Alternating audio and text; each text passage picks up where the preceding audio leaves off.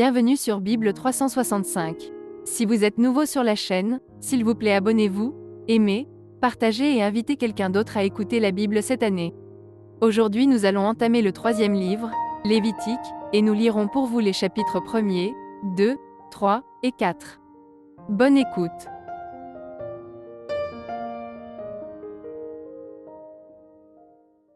Lévitique, chapitre 1. L'Éternel appela Moïse.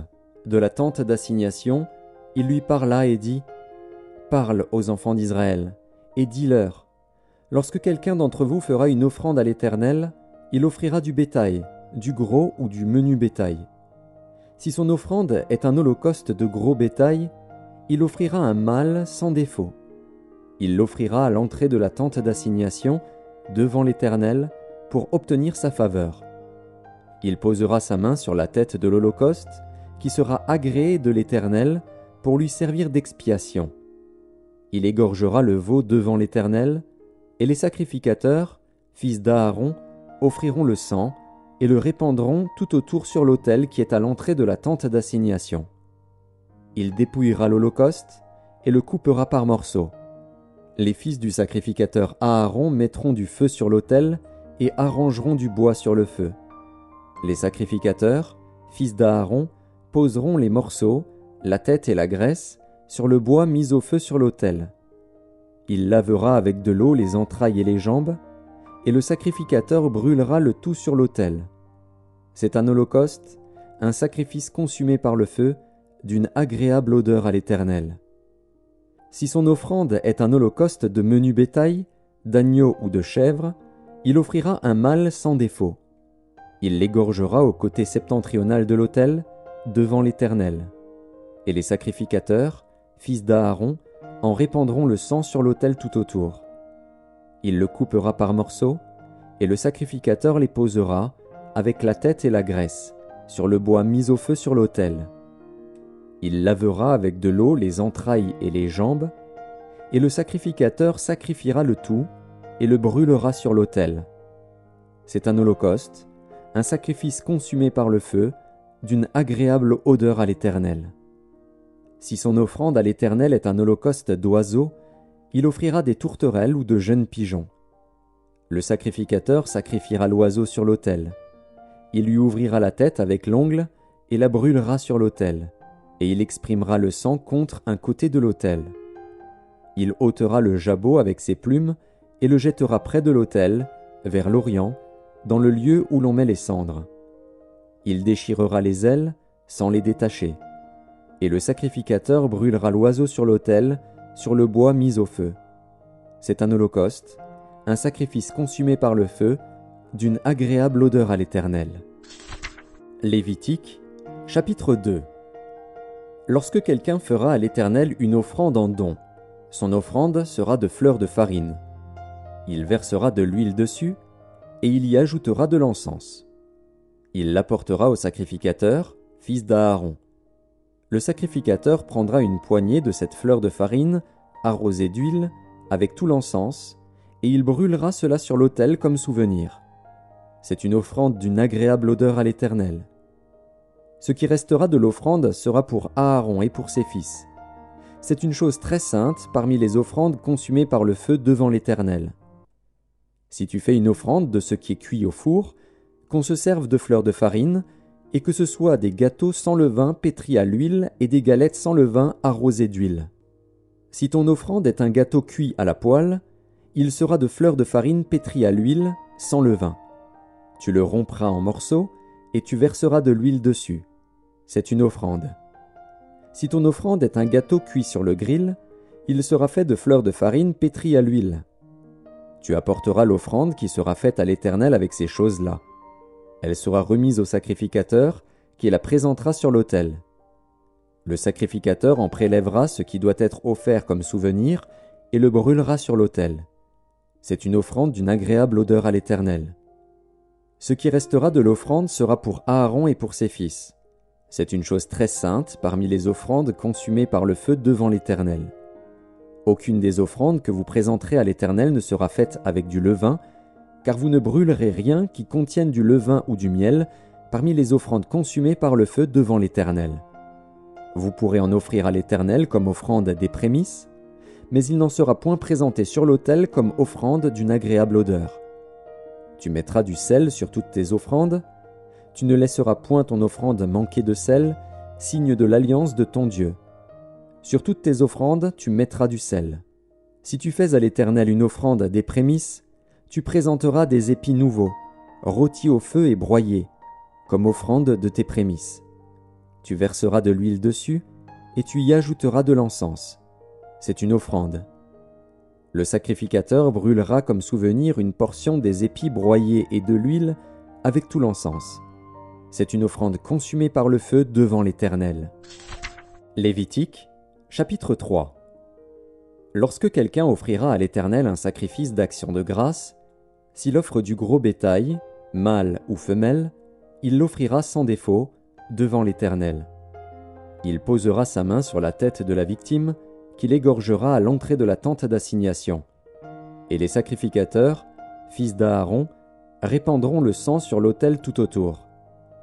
De ce sacrifice d'action de grâce, il offrira en sacrifice consumé par le feu devant l'Éternel la graisse qui couvre les entrailles et toute celle qui y est attachée, les 2 rognons et la graisse qui les entoure, qui couvre les flancs, et le grand lobe du foie, qu'il détachera près des rognons. Les fils d'Aaron brûleront cela sur l'autel, par-dessus l'holocauste qui sera sur le bois mis au feu. C'est un sacrifice consumé par le feu, d'une agréable odeur à l'Éternel. S'il offre du menu bétail, mâle ou femelle, en sacrifice d'action de grâce à l'Éternel, il l'offrira sans défaut. S'il offre en sacrifice un agneau, il le présentera devant l'Éternel. Il posera sa main sur la tête de la victime, qu'il égorgera devant la tente d'assignation. Et les fils d'Aaron en répandront le sang sur l'autel tout autour. De ce sacrifice d'action de grâce, il offrira en sacrifice consumé par le feu devant l'Éternel la graisse, la queue entière, qu'il séparera près de l'échine, la graisse qui couvre les entrailles et toute celle qui y est attachée, les 2 rognons et la graisse qui les entoure, qui couvre les flancs, et le grand lobe du foie, qu'il détachera près des rognons. Le sacrificateur brûlera cela sur l'autel. C'est l'aliment d'un sacrifice consumé par le feu devant l'Éternel. Si son offrande est une chèvre, il la présentera devant l'Éternel. Il posera sa main sur la tête de sa victime, qu'il égorgera devant la tente d'assignation. Et les fils d'Aaron en répandront le sang sur l'autel tout autour. De la victime, il offrira en sacrifice consumé par le feu devant l'Éternel la graisse qui couvre les entrailles et toute celle qui y est attachée, les 2 rognons, et la graisse qui les entoure, qui couvre les flancs, et le grand lobe du foie, qu'il détachera près des rognons. Le sacrificateur brûlera cela sur l'autel. Toute la graisse est l'aliment d'un sacrifice consumé par le feu, d'une agréable odeur à l'Éternel.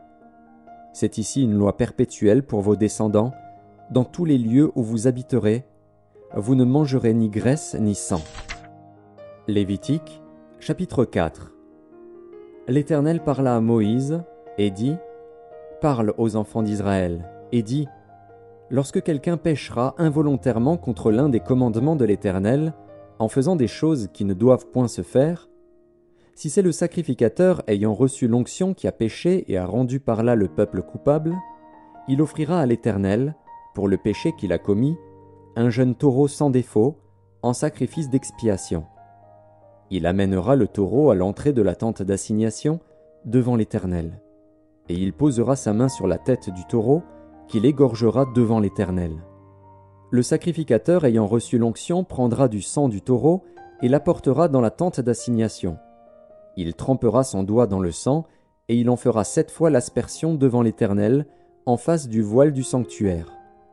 Le sacrificateur mettra du sang sur les cornes de l'autel des parfums odoriférants, qui est devant l'Éternel dans la tente d'assignation. Et il répandra tout le sang du taureau au pied de l'autel des holocaustes, qui est à l'entrée de la tente d'assignation.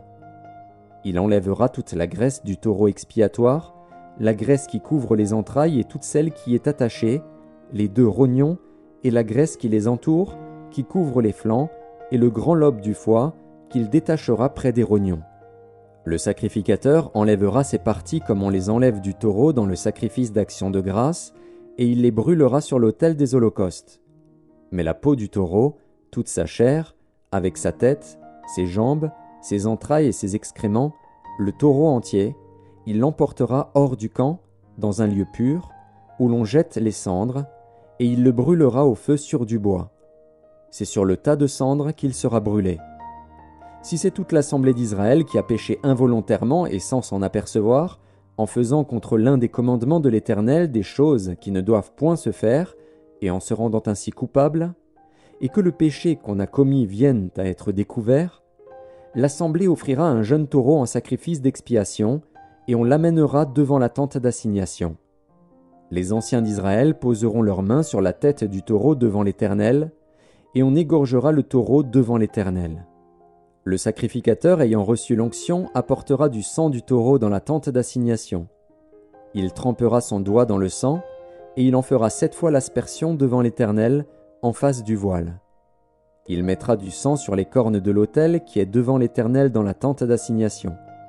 Et il répandra tout le sang au pied de l'autel des holocaustes, qui est à l'entrée de la tente d'assignation. Il enlèvera toute la graisse du taureau, et il la brûlera sur l'autel. Il fera de ce taureau comme du taureau expiatoire. Il fera de même.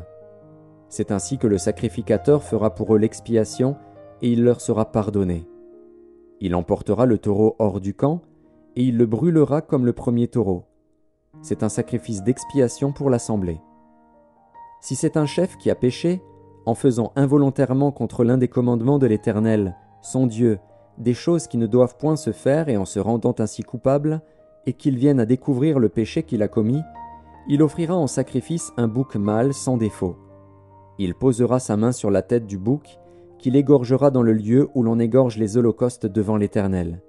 C'est un sacrifice d'expiation.